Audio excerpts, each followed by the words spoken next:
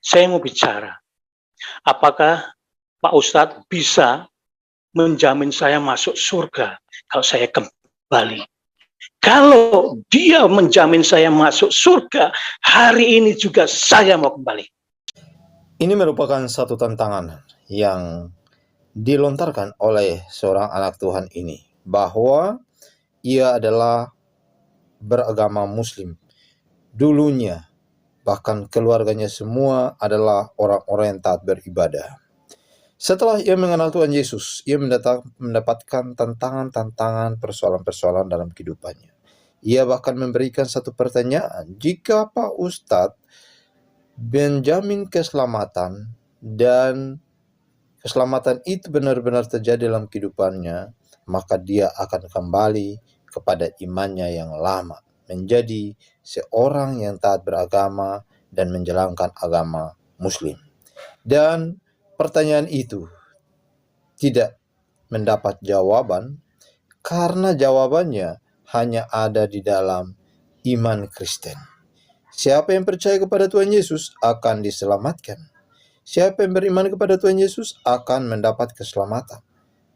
Kisah Para Rasul pasal 4 ayat 12. Dan keselamatan tidak ada di dalam siapapun selain di dalam Dia. Sebab di bawah kolom langit ini tidak ada nama lain yang diberikan kepada manusia yang olehnya kita dapat diselamatkan. Dan jika teman-teman mau mendapat jawaban siapa yang menjamin keselamatan itu, maka jawabannya hanya di dalam Yesus. Tidak ada seorang pun, seorang nabi pun tidak berani menjamin itu, kecuali Yesus Kristus. Puji Tuhan, mari kita simak kesaksian selengkapnya di dalam slide berikut ini.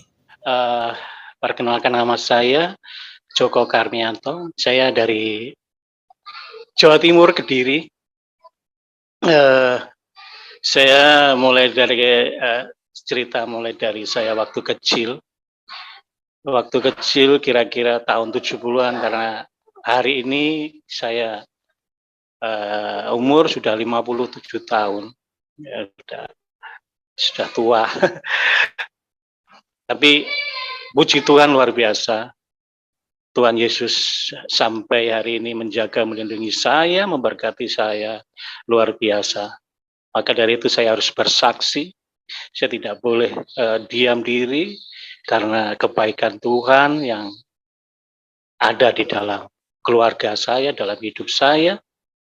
Dan Tuhan memilih saya menjadi anak-anaknya, itu tidak pernah saya memikirkan hal itu. Nah, dimulai dari waktu SD. Kira-kira tahun 70-an, 74, saya kelas 4 SD atau kelas 3 begitu. Saya punya teman, itu tetangga saya itu ada yang Kristen. Itu teman main saya perempuan begitu. Nah, dia bilang, dia panggil saya, panggilan kampung saya adalah Anto. Apa? Pakai bahasa Jawa ini. Hari Minggu ikut saya yuk. Kemana? Ke gereja. Ada acara apa? Pokoknya ikut saja. Ya sudah, saya tidak pernah ke gereja, jadi saya tidak tahu gereja. Pas waktu itu hari Minggu saya bangun pagi, saya bilang ibu saya diajak Amin untuk ke gereja, ya sudah pergi saja. Ibu saya itu nasionalis. Saya keluarga nasionalis. Jadi sebelumnya bapak saya adalah waktu itu kepala desa di kampung saya, dan saya adalah anak yang nakal sekali. Tetapi ketika saya diajak ke gereja, saya mau. Dan hari Minggu itu saya pergi ke gereja bersama anak-anak itu, bersama orang tuanya. Nah, gerejanya itu dari rumah itu agak jauh, kira-kira ada 1,5 kilo itu, lewat sawah begitu, lewat pinggir sawah. Kita akhirnya sampailah di gereja itu. Ternyata gereja itu adalah rumah yang namanya rumah itu agak besar gitu, ada ada teras begitu. Nah, gerejanya tuh di teras itu pakai kursi panjang begitu. Nah, itu kita duduk di teras dan saya ikut ke situ, oh gerejanya seperti ini. Tapi saya hanya ikut saja karena saya anak kecil ya. Mereka ibadah, kita main-main gitu, masih kecil. Nah, waktu itu saya juga diajak cari telur Paskah. Nah, ya senang-senang saja waktu itu ya sudah selesai itu saya diajak lagi. Nah, ketika malam kita ada ibadah keluarga di depan rumah saya itu orang Kristen, ada 2 rumah, sebelah ada 3 rumah itu keluarga itu. Baik kita di kampung kami itu hubungan apa namanya agama itu saling menghormati. Waktu saya masih kecil tidak ada istilah ini itu.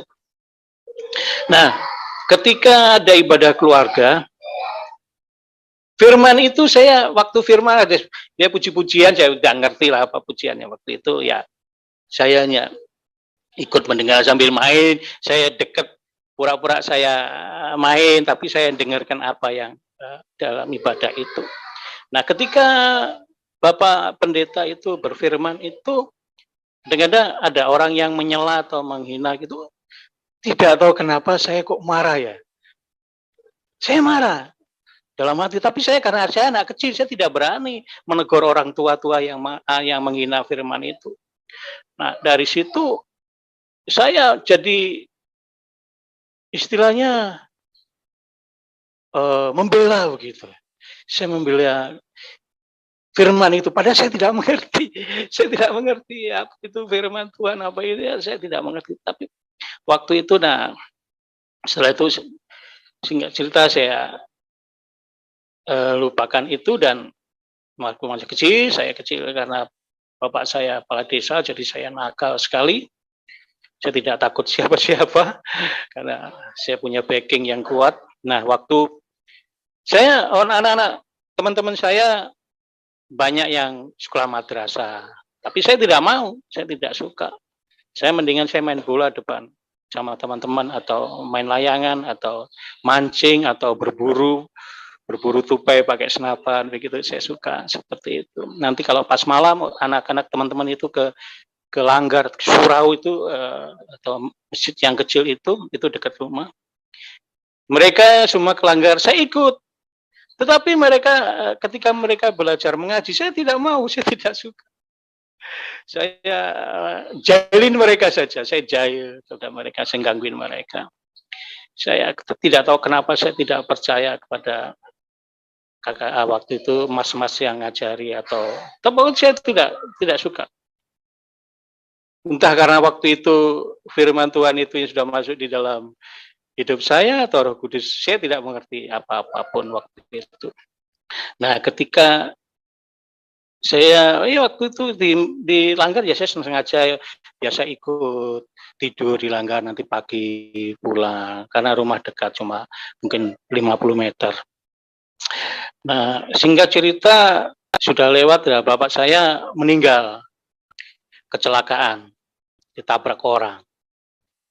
Nah, malam itu kami belajar semua, bapak saya bilang, pamit, bapak mau pergi dulu. Nah, ketika kami semua belajar, kami keluarga, kakak saya 2, saya satu keluarga 6 orang. Kakak saya 2 perempuan, saya laki-laki, adik saya laki-laki, adik saya keempat perempuan, kelima perempuan, keenam perempuan. Jadi ketika kami belajar, tiba-tiba ada kabar bilang, Pak Lurah kecelakaan. Nah, ketika itu kami kaget semua. Terus bagaimana di rumah sakit, bagaimana keadaannya? Langsung meninggal di tempat. Kami langsung stres. Saya marah sekali sama Tuhan waktu itu. Saya marah sekali. Akhirnya kami butuh Bapak, tapi Tuhan ambil. Terus waktu itu kami marah dan akhirnya saya kecewa sekali sama Tuhan. Saya sangat kecewa. Tapi waktu itu saya tidak tahu marah ke siapa, tetapi saya marah sekali. Dan setelah itu akhirnya Saya nakal sekali, makin nakal. Saya tidak peduli pada Tuhan, pada siapa, saya tidak peduli.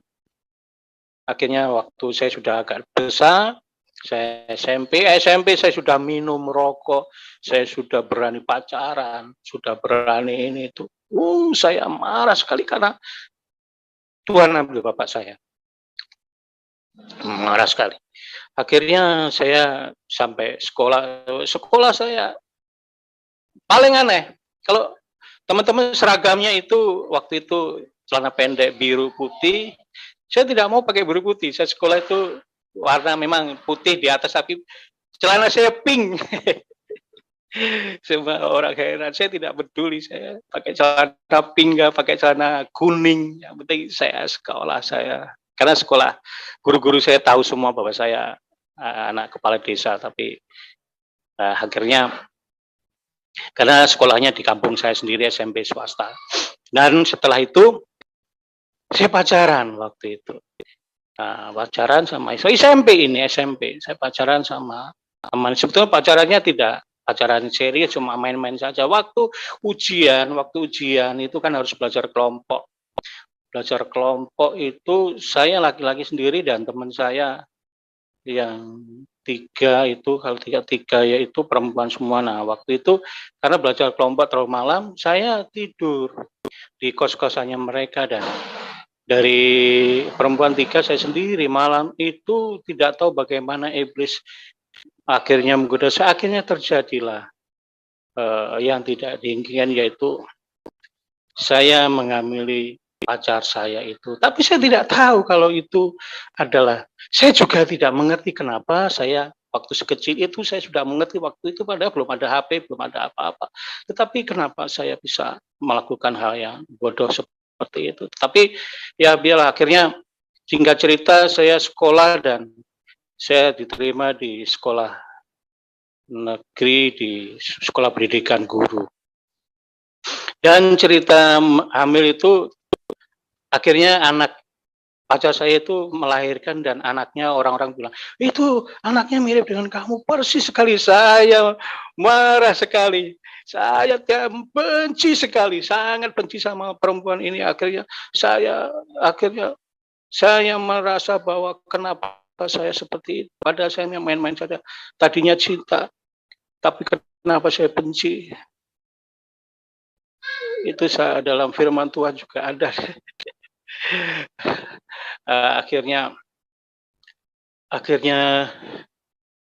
anak itu memang setelah saya lulus SPG, setelah dia lahir memang dia asuh, orang tuanya asuh, dan mantan pacar saya yang akhirnya memang saya mengasihi juga, akhirnya dia asuh anak itu, dan anak itu dibawa, dan akhirnya setelah saya lulus SPG itu nakal sekali, sangat nakal pada calon guru ini. Aduh, nakal minta ampun. Saya ganti-ganti pacar, saya tidak peduli dengan pacar saya yang hamil, saya tidak pedulikan, saya ganti pacar ini, aneh itu.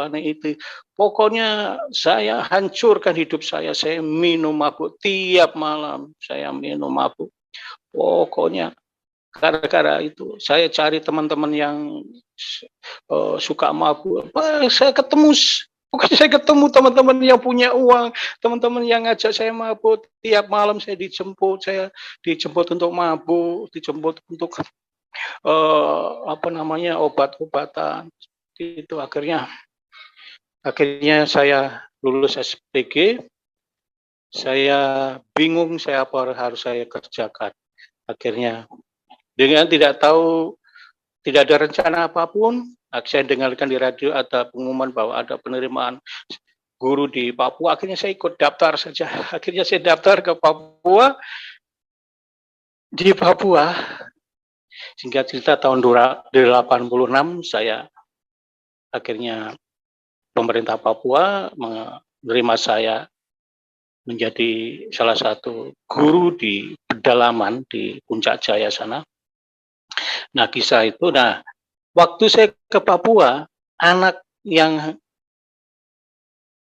pacar saya itu diantar ke ibu saya, dan akhirnya ibu saya rawat, dan sekarang kakak saya rawat, dan sampai hari ini itu tahun 83 Dan sehari ini anak saya itu luar biasa, dia yang itu sekarang sudah punya anak 3 dan anak-anaknya luar biasa, pinter-pinter, suaminya bertanggung jawab, dia seorang anggota tentara dan luar biasa. Saya mengasihi dia, saya menyayangi dia, saya selalu berdoa untuk dia tiap malam. Itu sangat luar biasa dan itu adalah dosa-dosa yang sangat saya sesali, tetapi saya tidak tahu kenapa saya lakukan. Dan setelah di Papua, tetap saya masih nakal. Saya jadi guru, saya nakal, dan di situ saya satu sekolah dengan teman saya, seorang agama Kristen Katolik. Dan saya lihat dia hidupnya baik, dia hidupnya, bahkan selalu dia ingatkan saya, kamu sudah sholat belum? Kalau kamu belum sholat, sholat saja. Saya tidak mau sholat, saya bilang. Saya, artinya memang saya istilahnya apa ya, saya Islam itu hanya KTP saja, karena memang orang tua saya tidak mengajarkan untuk bersolat atau baca Al-Quran.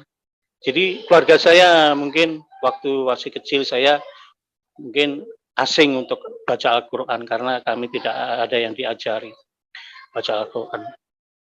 Dan waktu di Papua saya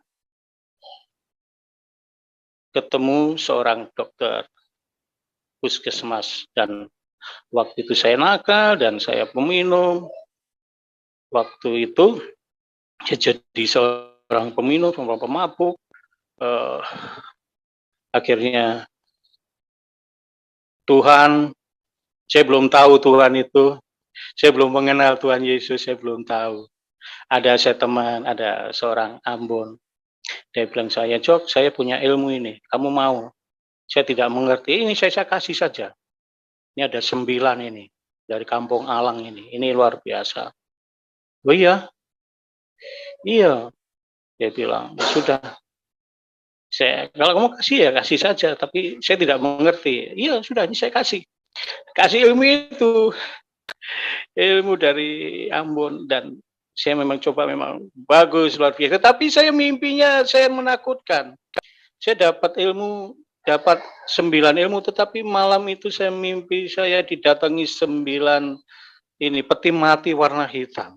Ada 9, jadi sesuai dengan 9 peti mati. Saya ketakutan sekali. Saya cerita sama temannya, memang seperti itu. Tetapi teman saya malah bilang begini, Jok, saya malah lihat kamu itu ada malaikat tarik kamu ke atas. Wah, kamu ini bagaimana ini? Saya bilang gitu. Tapi ya itu apa namanya? Saya tidak mengerti kenapa saya punya nasib seperti itu. Sementara dia kasih saya ilmu hitam, tapi sementara juga dia bilang saya ada malaikat pegang saya, angkat tangan saya naik ke atas. Tapi saya tidak pedulikan itu.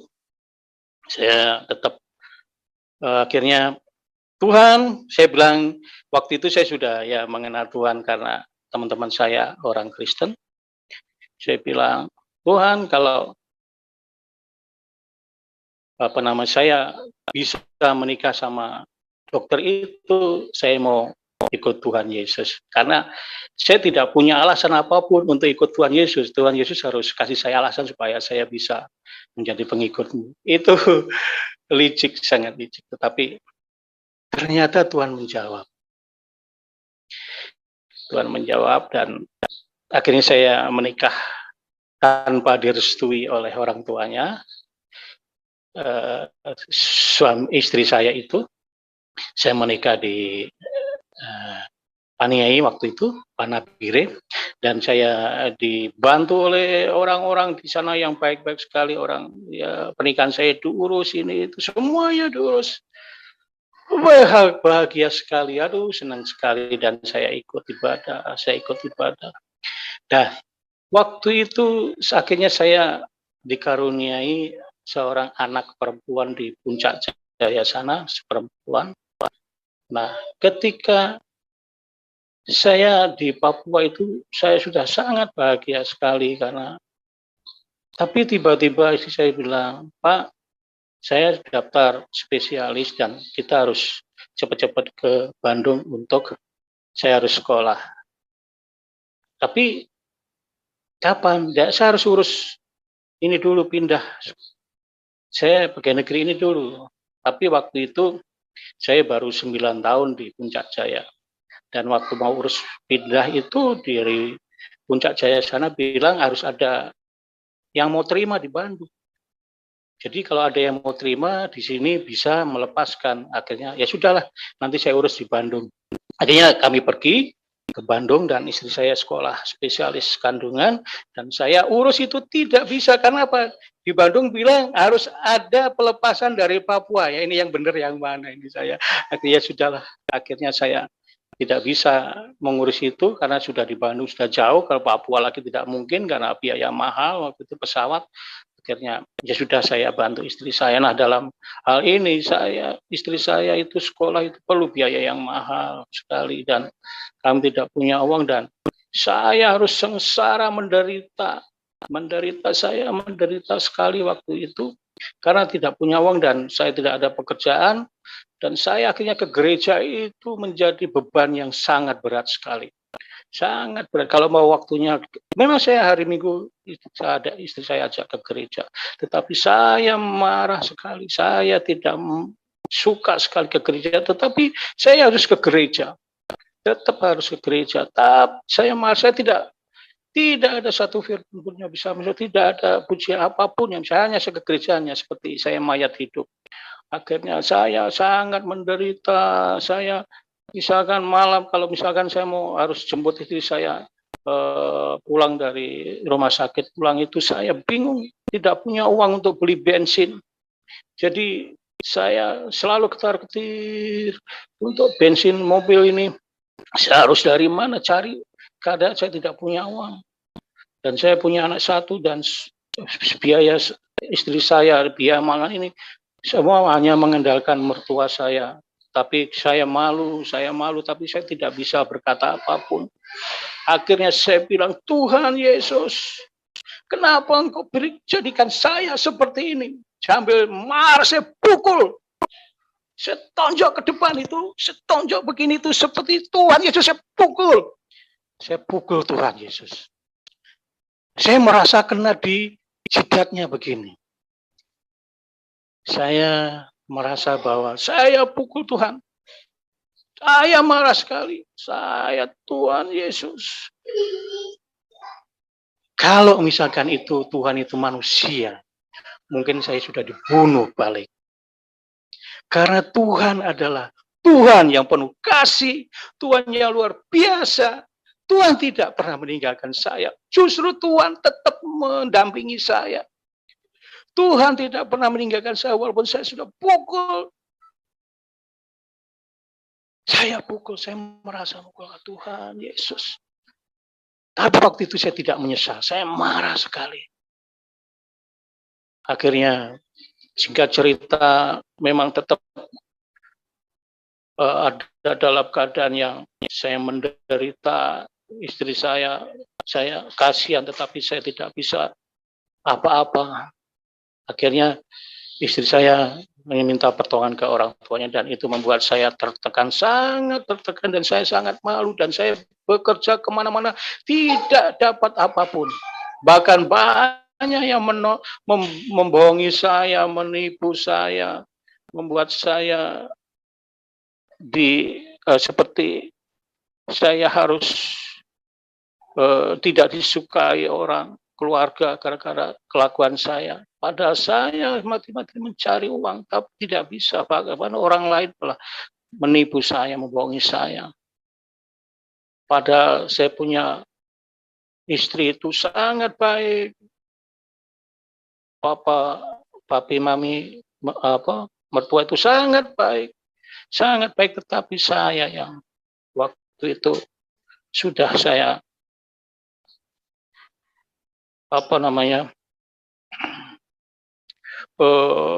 sangat tertekan, sangat malu dan saya tidak tahu apa harus saya lakukan. Akhirnya singkat cerita istri saya lulus menjadi seorang dokter spesialis kandungan. Dan dia bilang harus kemana nih kita WKS-nya? Ya sudah, karena kita ke Papua lagi. Nah waktu itu saya kuliah di salah satu universitas di hukum di Bandung. Tapi karena istri saya sudah lulus, dia bilang bantu saya ke sana, ke Papua. Temani saya, akhirnya saya cuti kuliah.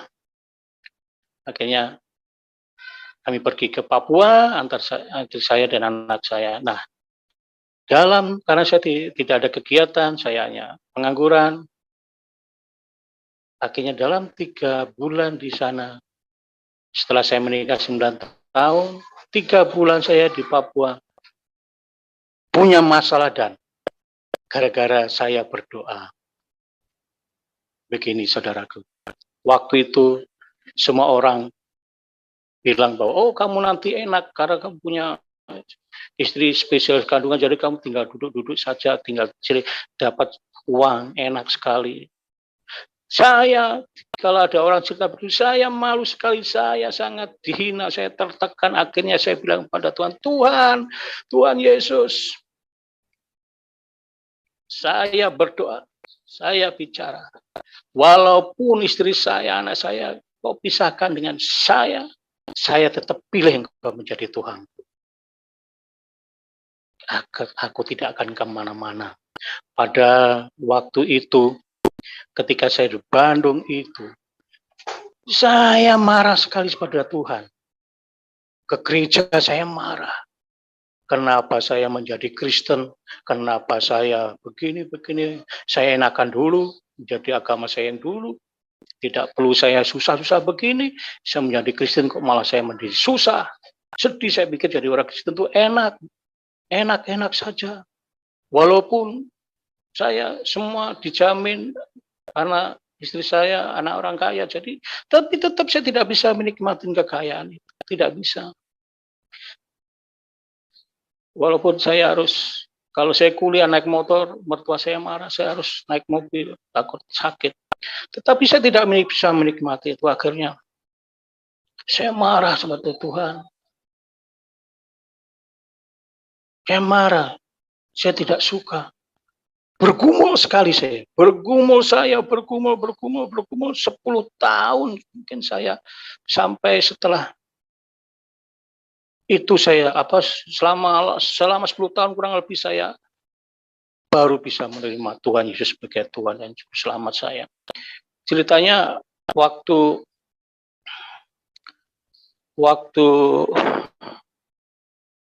di Bandung itu, ketika sudah di Papua, waktu itu masih di Bandung, saya berdoa begini, walaupun istri dan anak saya Tuhan ambil, Tuhan pisahkan, saya tetap pilih Tuhan Yesus. Ternyata apa saudara yang dikasih Tuhan? Tuhan laksanakan itu doa saya. Tuhan bikin saya hanya 3 bulan, pada saya 9 tahun dalam keadaan bahagia bersama istri saya. Saya tidak kekurangan apapun. Istri saya itu selalu menomorsatukan saya. Kalau belanja ke mall, saya yang duluan dibelikan baju kalau ada uangnya pas-pasan. Akhirnya istri saya uangnya banyak sekali waktu di Papua karena sudah praktek, sudah di rumah sakit. Akhirnya Tuhan pisahkan saya dan saya dalam keadaan pengangguran gara-gara doa saya, dan saya tetap pilih Tuhan Yesus.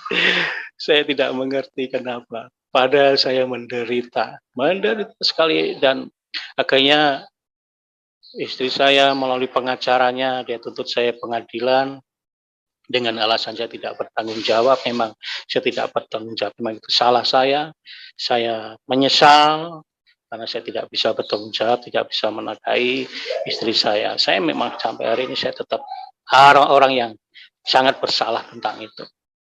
Karena saya tidak punya pekerjaan, jadi istri saya meninggalkan saya, itu saya terima dan saya memaafkan dia. Saya tidak marah, saya memaafkan, saya mengampuni.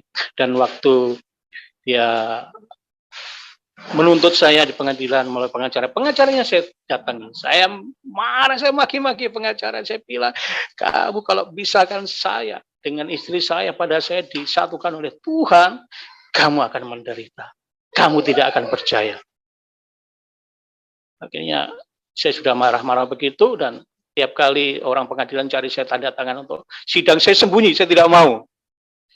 Saya tidak mau bercerai sebetulnya, tetapi ya karena doa saya akhirnya tanpa kehadiran saya akhirnya cerailah, dan saya marah sekali dan saya stres. Saya rindu, kangen istri anak saya, tapi saya tidak bisa ketemu. Selama bertahun-tahun saya rindu. Akhirnya setelah beberapa akhirnya saya marah dan marah dan marah karena saya sangat rindu, sampai hati ini teriris-iris ingin ketemu anak saya tidak bisa. Akhirnya malam itu saya sudah tidak bisa lagi. Saya bilang, Tuhan Yesus, saya sudah tidak mau hidup lagi. Saya tidak mau hidup lagi karena Tuhan sudah pisahkan saya dengan istri dan anak saya. Pada itu permintaan saya, doa saya. Akhirnya saya, Tuhan malam ini juga Tuhan bunuh saya tidak mau bunuh diri. Tetapi Tuhan yang bunuh saya. Tuhan harus bunuh saya malam itu. Saya marah, saya stres. Kaki dan tangan saya ngelotok semua karena saya stres. Akhirnya saya marah malam itu, saya menangis dan saya memuji Tuhan yang saya bisa. Dan pada itu saya marah, pokoknya Tuhan bunuh saya malam ini. Kalau Tuhan tidak bunuh malam ini, Tuhan pakai saya menjadi alatmu Tuhan, apapun itu. Saya bilang malam itu, dan setelah saya menangis, saya kecapean menangis, dan saya sudah lelah menangis, ya sangat menderita, dan akhirnya saya ketiduran. Pagi-pagi, luar biasa. Tuhan Yesus luar biasa, Tuhan Yesus ajaib. Tuhan Yesus yang sudah saya pernah pukul, saya sudah pernah marah, tidak bunuh saya. Dan bahkan Tuhan, saya waktu bangun tidur, saya ringan, badan ringan, dan di dalam hati saya ada seperti ada kunci yang terbuka, kayak gembok terbuka, klak, begitu. Dan setelah itu saya ringan sekali, dan tetapi tetap saya masih ingat istri saya, tetapi tidak seperti sebelumnya. Dan singkat cerita, saya lupa waktu itu, dan kembali saya menjadi anak nakal lagi. Padahal sudah tua, saya duren begitu, duda keren. Jadi saya banyak yang suka saya karena saya gaya, saya tidak ketinggalan model. Dan saya waktu kerja di salah satu apotek begitu, dan ketika itu saya jatuh dalam dosa lagi, dan dosa itu tidak pernah jauh dari saya, dan banyak. Waktu itu dalam 5 tahun itu saya pacaran lagi. Dan pacaran itu, dan bukan pacaran biasa, pacaran jatuh dalam dosa, pergaulan seks bebas. Dan saya ketemu seorang dokter lagi. Dia suka sama saya. Orang-orang bilang, wah, Joko ini kembali ke habitat lagi, ketemu dokter lagi. Tapi saya tidak, dalam hati saya tidak mau lagi dengan dokter. Saya begini saja, saya tidak berani. Saya tidak memikirkan mau menikah lagi, saya tidak memikirkan mau apa itu. Pokoknya saya hidup saja, saya hidup bebas saja. Nah, ketika sudah beberapa tahun, 5 tahun pun, tahun 2000, tahun 2000, dan tahun 2000 saya cerai itu mungkin tahun 2000-an, dan tahun 2004 atau 2003 begitu, saya ketemu seorang teman, ya, di gereja Pantai Kosta. Dia di pelayanan di ministry begitu. Nah, dia ajak saya, Mas, nanti ikut saya ya, kemana? KKR itu apa? Pokoknya ikut saja. Oh ya sudah, akhirnya saya ikut KKR. Saya ikut KKR di gereja Betani begitu. Nah, ketika masuk, saya tidak biasa ikut, saya baru pertama kali itu KKR itu. Nah, hamba Tuhan yang itu adalah hamba Tuhan dari Jakarta, yaitu hamba Tuhan Kadili, nyanyi lagu dangdut begitu. Nah, ya lagu rohani yang didangdutkan begitu enak juga. Nah, ketika firman Tuhan Tentang firman Tuhan itu orang semua keluarkan Alkitab. Dan saya sendiri tidak bawa Alkitab. Karena saya memang tidak punya Alkitab waktu itu. Alkitab saya ada, tapi saya tidak pernah bawa. Tidak pernah saya baca, tidak pernah saya bawa. Dan saya tidak mengerti apa itu firman Tuhan. Saya memang sudah Kristen, tapi saya tidak pernah baca Alkitab. Lain daripada waktu kecil saya dengar firman Tuhan. Tapi waktu saya kecewa itu, saya dengan bapak saya meninggal, Tuhan ambil itu, saya tidak. Dan waktu Kristen pun saya tidak pernah baca Alkitab. Itu hanya dengar di gereja saja waktu itu. Dan ketika waktu itu KKR itu ada waktu firman Tuhan, saya tidak ada Alkitab. Itu ternyata waktu itu ada seorang ibu bos, ibu tua itu memperhatikan saya ternyata. Anak saya kan kerja di perusahaannya mereka, ibu itu, dan ibu itu besoknya itu di tempat kerja ada karyawan lain bilang, Mas ini dari ibu, apa ini? Saya bilang, oh ini Alkitab. Oh iya sudah, ya sudah terima kasih, bilang ibu. Alkitab yang warna hijau begitu. Saya buka begitu, oh iya betul Alkitab. Dan dari situ saya tidak gembira, tidak apa, biasa saja. Biasa saja dapat Alkitab. Dan waktu itu saya ke gereja juga, tapi saya tidak baca. Nah waktu itu saya iseng-iseng kalau siang, sore begitu di tempat kerja itu tidak ada kerjaan. Karena ramainya malam, saya buka, ternyata setelah itu saya baca Alkitab. Saya tidak mengerti itu dari Kejadian sampai Wahyu. Bahkan waktu pertama kali baca itu, saya baca Alkitab itu apa ya istilahnya? Seperti kepo begitu, ingin tahu begitu. Nah, waktu di Kejadian itu ada manusia itu terbuat dari debu tanah. Dan di ayat berikutnya, saya tidak hafal apa yang di dalam mana itu. Iblis waktu dikutuk Tuhan, Tuhan bilang, nanti kamu berjalan dengan dadamu, dengan perutmu, dan makananmu adalah debu dan tanah. Wah, saya kaget sekali. Oh Tuhan Yesus, saya ini terbuat dari debu. Nah kalau dalam kejadian ini ular adalah iblis. Kalau iblis disuruh makan debu, berarti saya makanannya iblis ini. Padahal kalau ular beneran itu kan makanannya kodok, ikan. Tetapi di kejadian itu makanannya debu. Manusia dari debu. Jadi iblis juga cari makanan ini. Jadi manusia makan debu. Jadi dari situ saya takut. Akhirnya saya belajar, saya baca Alkitab.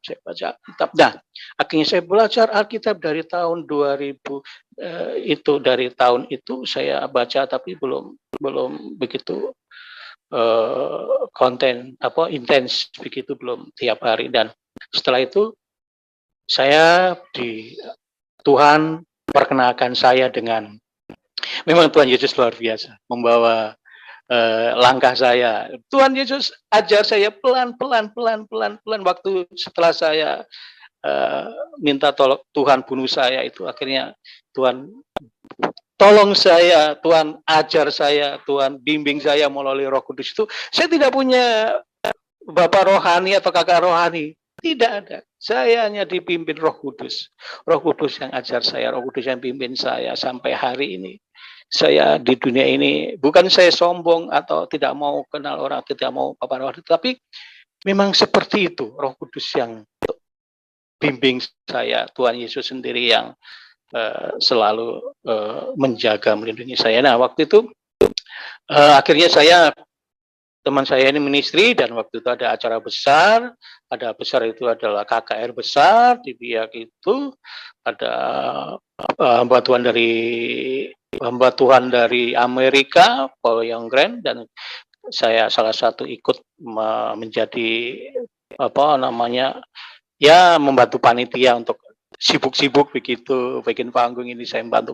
Akhirnya di situ ada terjadi mujizat luar biasa. Akhirnya saya ikut dalam waktu hari pertama itu, waktu KKR itu gelap sekali, mendung gelap sekali, dan gerimis sangat rintik begitu, tapi begitu hamba Tuhan bilang, usir mendung itu dan terang benderang. Dari situ saya makin ingin tahu ini Tuhan itu seperti apa. Kok luar biasa sekali nih hamba Tuhan ini. Dia KKR dengan biaya yang sangat besar. Bikin panggung saja sangat besar biayanya. Tetapi Tuhan menolong. Tuhan membantu luar biasa. Puluhan ribu datang orang di situ, ribuan.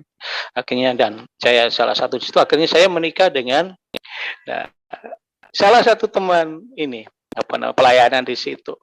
Tahun 2005 saya menikah dengan istri saya yang sampai hari ini. Sampai hari ini dengan istri saya ini ya, punya anak 5. Jadi anak saya 7 dari tadi sekarang ini 7 dari pacar saya 1, dari istri pertama 1, dan dari yang sekarang ini yang Tuhan pilihkan ini adalah 5. Luar biasa Tuhan Yesus Kristus. Luar biasa. Saya harusnya tidak layak, harusnya saya manusia berdosa, tidak layak hidup. Hidup saja saya sudah tidak layak, apalagi dapat surga, tidak mungkin. Tetapi Tuhan Yesus luar biasa. Dan setelah saya menikah dengan itu, akhirnya saya terlibat dalam pelayanan dalam ministry ini. Dan saya ikut melayani walaupun saya tidak mengerti sama sekali. Tidak mengerti sama sekali yang namanya pelayanan. Pokoknya saya ikut-ikut saja. Tuhan suruh ikut saja, saya tidak mengerti. Akhirnya saya baca Alkitab. Dari situ saya baca Alkitab. Dari Kejadian. Saya kalau baca Alkitab Kejadian, kalau pas waktunya di Yusuf, saya bisa menangis. Karena apa? Yusuf itu luar biasa. Dia adalah orang kedua, tetapi dengan saudara-saudaranya yang menjual dia, yang menjahati dia, dia bisa menangis. Luar biasa. Saya paling suka, saya kalau baca itu Yusuf menangis, saya ikut menangis. Saya ikut terharu. Baik sekali ini Yusuf ini kepada kakak-kakaknya yang menjual dia, yang menjahati dia, gara-gara mimpinya itu. Dari Ruben sampai kakaknya, kecuali Benyamin, mungkin Benyamin masih kecil, jadi yang 10 saudaranya itu menjahati dia, tetapi Yehuda yang menolong, ya kayak nggak salah. Jadi luar biasa. Saya kalau membaca Alkitab itu saya bolak-balik tamat, dan saya sangat suka membaca Alkitab. Sampai hari ini saya membaca Alkitab terus, dan itu yang membuat saya kuat di dalam Tuhan. Tuhan hanya bilang baca Alkitab saja, dan saya suka membaca Mazmur 91, itu luar biasa, itu kesukaan saya.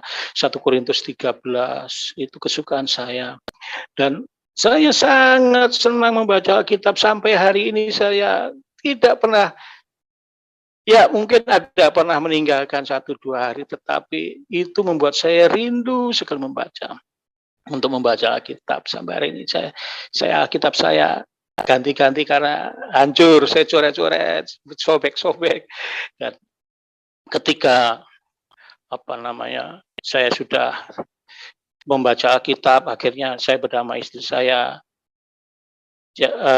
Lahirlah anak pertama laki-laki, itu tahun 2006 waktu TK. Nah, waktu itu saya punya anak 2 ya, laki-laki dan perempuan, namanya Aquila sama Tabita. Nah, waktu itu saya aktif dalam doa sekota, dan waktu itu Tuhan ajar saya untuk ikut berdoa bersama hamba Tuhan, walaupun saya bukan pendeta, tapi Tuhan izinkan saya bergabung dengan pendeta-pendeta besar yang gembala-gembala. Saya diikutkan, saya selalu diundang. Nah, waktu itu teman pendeta saya mau buka gereja. Nah, malam itu malam sore biasanya sudah sering saya ikut doa-doa seperti itu. Nah, waktu itu saya doa jam 3 sore, dan anak saya sama istri saya di rumah. Saya tidak berdoa waktu pergi. Nah, ketika saya ikut berdoa peperangan, pulangnya tahu-tahu istri anak saya di rumah semua menangis. Kenapa? Ini anak laki-laki ini putra kakinya patah. Saya lihat, oh iya, betul itu patah nih. Karena bengkak sekali, sangat bengkak sekali. Dan saya bawa ke dokter, dokter bilang, ronsen dulu. Ketika di ronsen patah, jadi 2 kaki. Nah, dokter bilang, Mas ini bawa ke rumah sakit, biar digips. Tapi saya tidak punya uang ini, bagaimana caranya? Sudah saya bawa saja. Saya bawa dan di rumah sakit digips akhirnya. Dan puji Tuhan, digips, selesai dan saya tidak marah sama anak yang nabrak ini. Tidak marah. Temannya tetangga kami. Saya tidak marah, saya tidak benci. Saya bilang, puji Tuhan, terima kasih Tuhan. Saya bilang, saya tidak marah dan sampai hari ini saya tidak pernah marah sama mereka, anak itu. Karena ini pekerjaan iblis, saya bilang. Dia hanya pakai alat saja, anak itu. Dan setelah kami, anak itu, jadi kemana-mana saya gendong. Kalau saya pelayanan begitu sama istri saya, anak itu saya gendong. Dan waktu itu ada teman-teman bilang, Mas ayo kita adakan KKR anak. Oh ya sudah, ayo kita bikin KKR anak dan kita panggil hamba Tuhan, seorang ibu. Dan waktu kita KKR anak dan waktu khotbah, waktu firman Tuhannya ya firman Tuhan cara anak-anak. Nah anak saya yang kaki patah ini duduk di bangku dan ya semuanya duduk di lantai, tapi anak saya karena kakinya patah pakai gips dia tidak bisa, dia duduk di bangku dan dia dekat dengan mimbar gitu. Dan ketika selesai KKR saya ajak dia pulang, yuk kita pulang putra. Dia bilang, Papa tadi itu yang khotbah itu seperti Tuhan Yesus. Dia bilang, oh ya, iya itu bukan ibu pendeta, itu Tuhan Yesus. Dia panggil saya, panggil bagaimana? Putra, jalan. Dia bingung, jalan, padahal kakinya digips. Dia diam saja. Nah, dia masih TK waktu itu. Dan waktu saya gendong, saya bilang, dia cerita begitu. Apa tadi? Tuhan bilang saya suruh jalan. Ya sudah, kalau Tuhan bilang kamu jalan, jalan.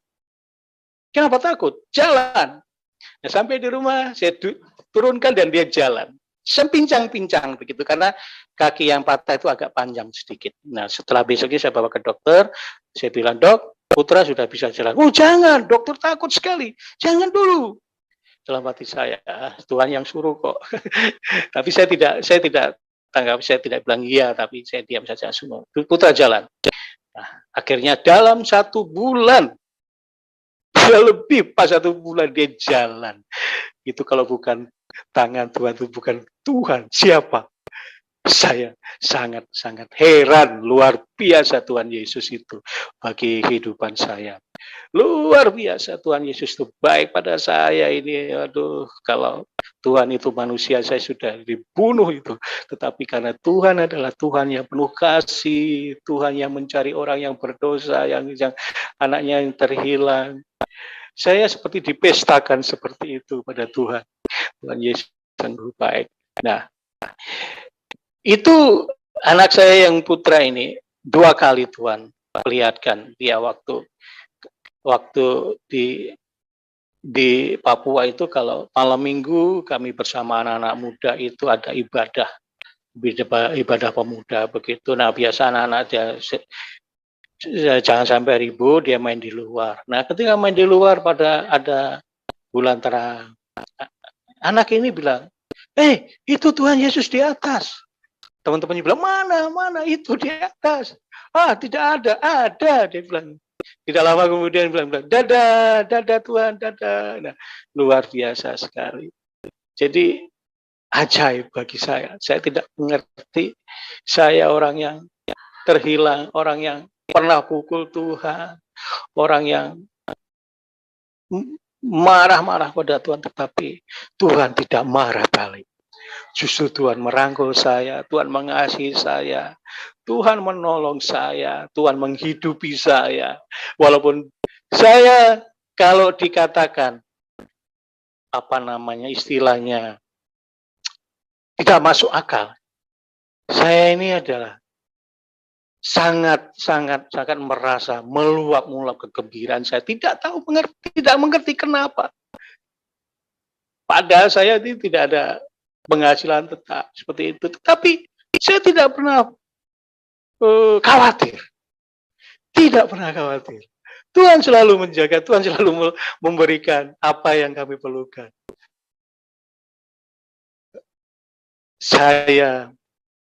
Kami, anak istri, sekarang kami ini luar biasa, kami tinggal di satu rumah yang lumayan besar, dan itu juga bukan milik kami, dan mobil itu juga bukan milik kami. Kalau kami mau pergi, itu kami bebas berpakai. Dan kami juga tidak tahu waktu di Papua. Kami kalau melayani itu selalu bersama-sama. Saya, istri, anak-anak saya ikut semua, dari yang baru lahir sampai 5 anak ini. Kalau ke kampung kami boyongan begitu. Jadi saya dengan istri saya, anak-anak saya itu ikut semua ke kampung. Kami tinggal 1 minggu di sana pelayanan bersama anak-anak, melayani anak-anak sekolah minggu bersama istri saya. Dan itu sangat luar biasa. Tidak mengerti kenapa sampai saya bukan orang yang pintar, bukan sebulan teologi, hanya membaca firman Tuhan. Modal saya baca firman Tuhan. Firman Tuhan ini saya baca tiap hari. Saya hanya modal baca firman Tuhan, dan luar biasa. Firman Tuhan itu luar biasa sekali. Dahsyat bagi saya. Guru saya adalah firman Tuhan. Hidup saya adalah firman Tuhan. Karena di sini adalah jalan kebenaran dan hidup. Tidak ada seorang pun datang kepada Bapa kalau tidak melalui Tuhan Yesus. Nah, Tuhan di dalam firman ini. Dan saya sangat menyukai. Kalau saya baca firman Tuhan dari Kejadian sampai Wahyu, saya bisa menangis, saya seperti membaca novel. Saya seperti nonton film. Dari Kejadian, saya seperti senang sekali saya baca kisah Rut, kisah Hadasah. Semua saya senang sekali, dan di dalam itu saya tiap hari akhirnya Tuhan bimbing saya juga untuk menjadi host di GBA, grup baca Alkitab. Dan saya di gereja, puji Tuhan, Ibu Gembala saya suruh saya untuk menjadi pelayan juga di situ. Saya heran, saya ini orang yang tidak tahu apa-apa, gara-gara saya membaca firman Tuhan. Hanya baca firman Tuhan saja. Saya selalu kalau berpesan di dalam gereja, jangan istilahnya, bacalah Alkitab setiap hari. Bacalah Alkitab setiap hari. Karena Alkitab, firman Tuhan adalah makanan dan minuman rohani. Puji Tuhan. Ini kesaksian yang sangat menarik, ya. Tentunya memberkati banyak orang saudara sekalian yang sudah menyaksikannya. Semoga boleh dapat diberkati dan dikuatkan imannya. Bagi teman-teman yang mungkin belum percaya dan mengenal Tuhan Yesus, ya semoga bisa dipulihkan, diberkati, dan diubahkan hidupnya. Karena hanya di dalam Yesus ada keselamatan. Di dalam Yesus ada jalan keluar. Tidak ada yang lain. Seperti dikatakan dalam Kisah Para Rasul pasal 4 ayat 12. Dan keselamatan tidak ada di dalam siapapun, sebab di bawah kolom langit ini hanya ada nama Yesus. Siapa yang percaya kepada Yesus akan diselamatkan. Siapa yang beriman kepada Yesus akan diselamatkan. Nah, teman-teman semua, terima kasih. Jangan lupa dukung dan support perkembangan channel ini agar terus mengabarkan berita Injil melalui kesaksian anak-anak Tuhan yang baru percaya dan baru bertobat. Kiranya Tuhan Yesus terus memberkati dan menolong kita semua.